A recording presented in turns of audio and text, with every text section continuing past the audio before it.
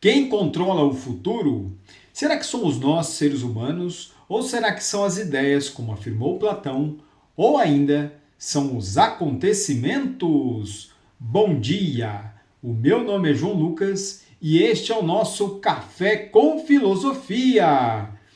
Todas as sextas-feiras, às 6 horas da manhã, para abrilhantar e fortalecer o seu final de semana.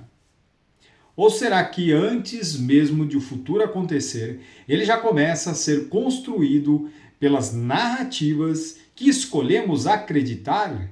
O convite de hoje permite uma reflexão sobre a famosa imagem da revista britânica The Economist relativa ao mês de agosto.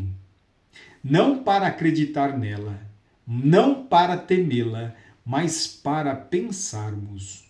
Porque pensar continua sendo o maior ato de liberdade que existe. Todos os anos, a referida revista publica capas repletas de símbolos. Algumas pessoas enxergam nelas simples ilustrações editoriais. Outras acreditam encontrar mensagens ocultas. Há ainda quem as interprete como uma síntese dos fatos geopolíticos que moldam o mundo. Independentemente da interpretação, uma coisa é inegável: os símbolos moldam as civilizações. E foi por isso que Platão jamais desprezou os mitos. Foi por isso que Aristóteles compreendeu que o ser humano é um animal simbólico. E foi justamente por isso que Carl Gustav Jung afirmou que os símbolos revelam aquilo que em uma época sente, mesmo quando ela ainda não consegue explicar de maneira racional. Hoje eu não pretendo responder o que essa imagem significa. Pretendo perguntar o que ela diz sobre nós. Observemos o primeiro elemento, os foguetes. Vivemos a maior corrida espacial desde a Guerra Fria. Aqui, vamos encontrar os Estados Unidos, a China, a Rússia, a Índia, as empresas privadas, ou seja, todos disputando o domínio do espaço. Mas aqui surge uma pergunta que Hannah Arendt certamente nos faria. Será que estamos aprendendo a conquistar o universo antes de aprendermos a cuidar da Terra? Enquanto bilhões são investidos em Marte, continuamos incapazes de resolver problemas elementares aqui embaixo. A guerra continua, a fome continua, a desigualdade se acentua. Talvez o progresso tecnológico não tenha sido acompanhado pelo progresso moral. Albert Einstein nos disse que o desenvolvimento tecnológico ultrapassou o desenvolvimento espiritual da própria humanidade. Sua frase continua assustadoramente atual, não é mesmo? Acima dos foguetes aparecem satélites irradiando sinais. Vivemos conectados e monitorados. Michel Foucault imaginou uma sociedade em que o poder não precisaria mais usar correntes. Para Foucault bastaria vigiar. Hoje, nossos celulares conhecem os nossos hábitos. Os algoritmos conhecem os nossos desejos. As redes sociais conhecem nossos medos. E talvez conheçam nossas opiniões antes mesmo que nós as formulemos. Byung-Chul Han chama isso de capitalismo da informação. Isso porque não somos apenas consumidores, somos produtores permanentes de dados. Cada clique revela quem somos. Cada pesquisa entrega nossas inquietações. Cada fotografia alimentada uma inteligência que aprende conosco. A grande pergunta filosófica aqui é: quem está usando quem? Nós usamos a tecnologia ou a tecnologia passou a nos usar? Na imagem, o astronauta parece caminhar sozinho. Talvez represente a própria humanidade. Nunca fomos tão capazes de explorar o desconhecido, mas também nunca tivemos tão perdidos sobre o sentido dessa exploração. Martin Heidegger dizia que a técnica moderna não é apenas um conjunto de ferramentas, ela é uma forma de enxergar o mundo. Quando tudo passa a ser visto como recurso, o próprio ser humano se transforma em recurso. E é aqui que aparece um questionamento válido para esta reflexão. Será que ainda olhamos para as pessoas como pessoas? Nos últimos anos, a saúde deixou de ser apenas uma questão médica e transformou-se em questão política, econômica e estratégica. A pandemia nos revelou que laboratórios podem influenciar mercados e que vacinas podem alterar relações diplomáticas. Inegavelmente, a ciência tornou-se um dos maiores ativos geopolíticos do planeta. Mas aqui precisamos recorrer a Hans Jonas e o princípio da responsabilidade. Ele nos afirma que toda tecnologia amplia o poder humano e todo aumento de poder exige um aumento proporcional da responsabilidade. Assim, a pergunta não é mais se somos capazes. Agora ela é: temos sabedoria suficiente para aquilo que somos capazes de fazer? Talvez o símbolo mais intrigante seja o cientista depositando um voto na urna. A imagem parece unir ciência e democracia, mas essa união levanta uma antiga discussão: quem deve conduzir a sociedade? Platão desconfiava profundamente da democracia. Para ele, o governo deveria pertencer aos mais sábios. Karl Popper respondeu sobre isso séculos depois. Para Popper, o importante não é encontrar governantes perfeitos, mas sim criar instituições capazes de impedir que maus governantes permaneçam no poder. Hoje, essa discussão reacende.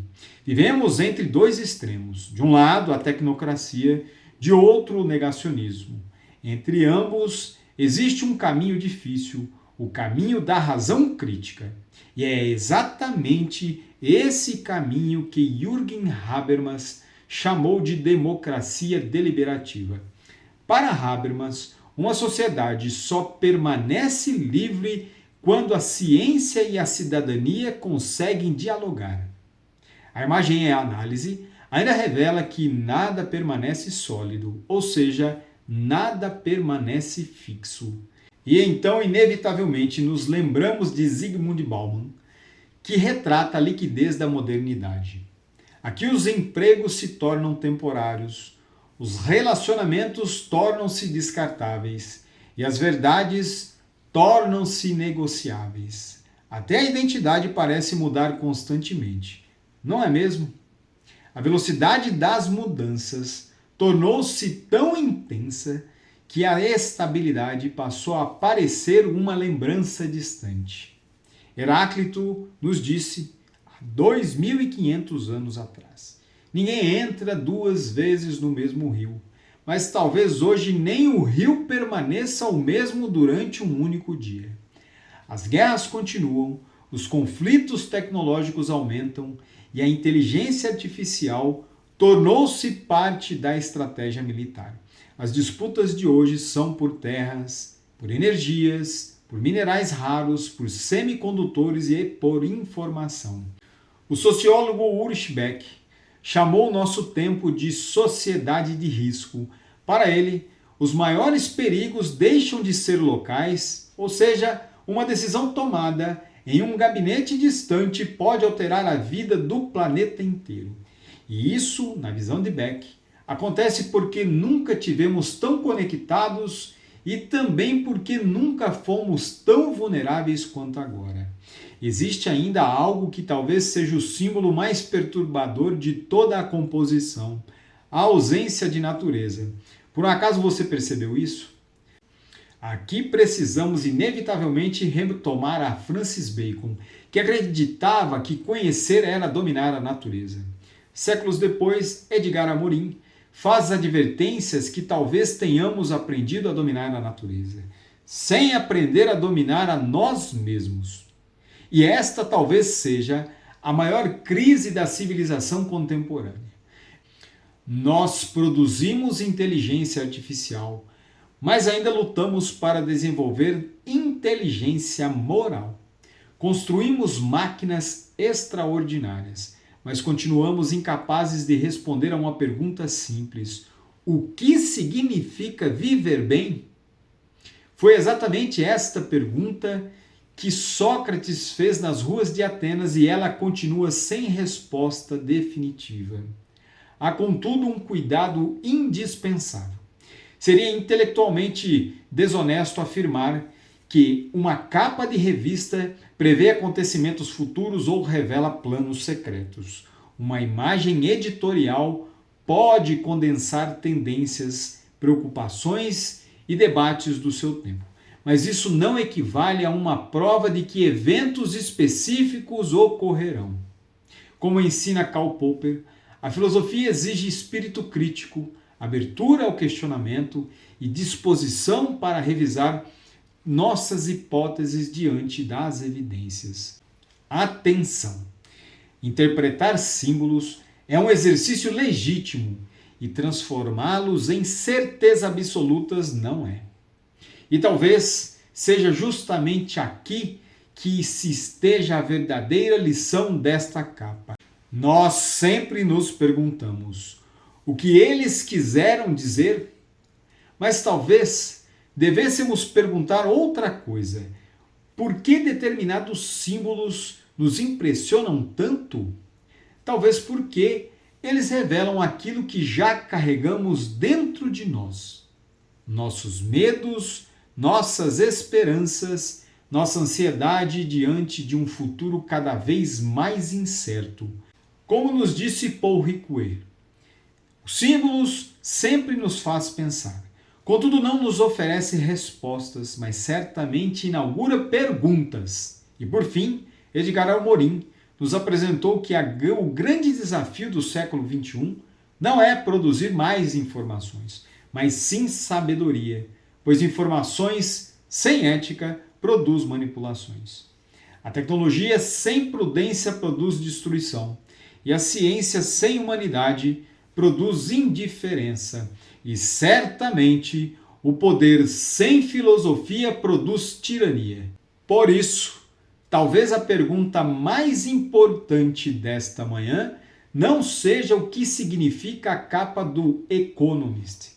Aqui, a verdadeira pergunta deve ser outra. Estamos formando uma humanidade capaz de controlar as tecnologias que criamos ou estamos entregando o nosso destino às próprias ferramentas que produzimos? Como nos disse Sócrates, uma vida sem reflexão não merece ser vivida.